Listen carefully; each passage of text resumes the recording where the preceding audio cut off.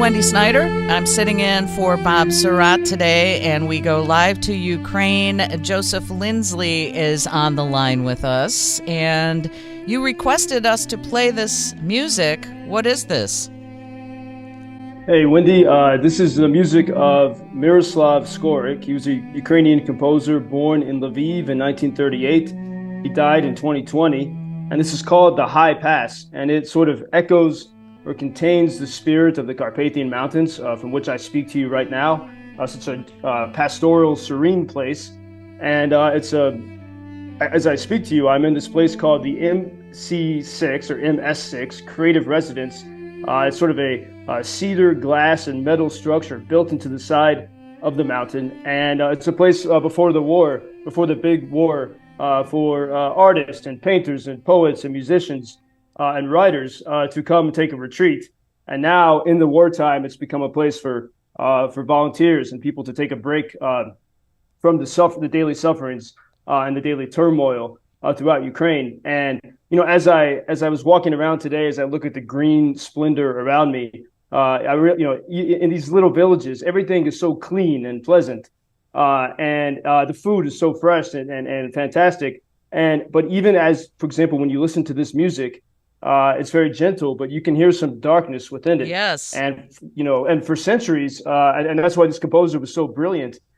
For centuries, the people in these mountains tried to live peacefully and throughout Ukraine, but they've been attacked from east and west. And even as I'm here, sort of on a little retreat, a couple of days ago, a friend in Kharkiv sent me a video of a missile strike. And, I was in Kharkiv. I was one block sometimes from missile strikes. It's an awful sound, but you get used to it when you're there. And when I heard that thud of the missile, when I'm here in the peaceful mountains surrounded by the birds and the calm sounds of nature, it really affected my soul. You just really, when you step away from it, you see how horrible and awful and nasty it is.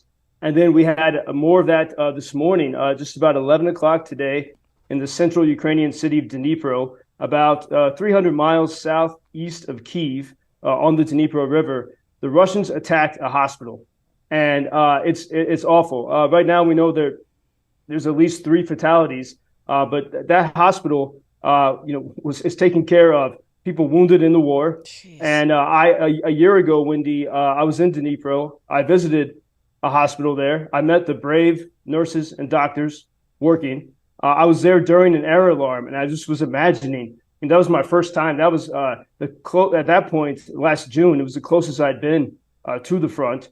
Dnipro is a major hub to heal the wounded, so I remember thinking when the alarm went off, how do these nurses and doctors keep working? And just imagine that's what happened this morning. People were in that hospital, and to see the video of it, and I encourage people to look it up so you don't, so you're aware of what's happening. The hospital was absolutely devastated. You can see video of people in the hallways where there's debris everywhere, people screaming and crying and trying to rescue people. And a few days ago, I was speaking with a wounded soldier, and he was in a hospital and said, I feel like a sitting duck here. I can't wait to get out. And so this is just, the Russians continue to rain down this hell. And so today's tragedy is a hospital that was trying to heal the wounded, and it's in total ruins now. See, and you say, okay, Russia should be tried with war crimes again just for doing this. But what happens if no one's going to go after them? Well, and here's where I think before we even get to the war crimes, which investigations, much of that will come after, after this is over, after there's victory for Ukraine. But this is, whenever people talk about, you hear some voices in the West saying there needs to be negotiations.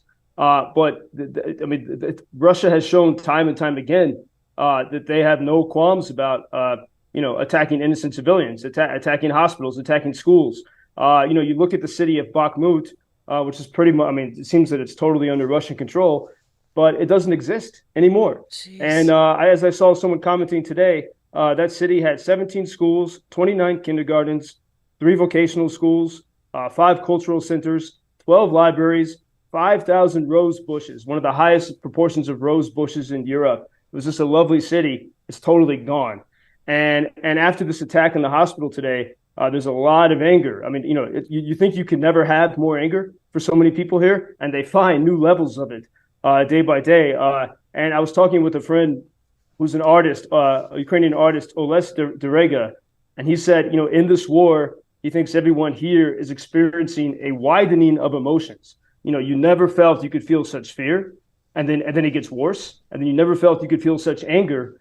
But on the flip side of that, you also, as I see here in the mountains, in the contrast, you also your emotions open up, they widen, and you also have moments when you could never experience. You thought you could never experience so much joy and so much happiness and so much gratitude.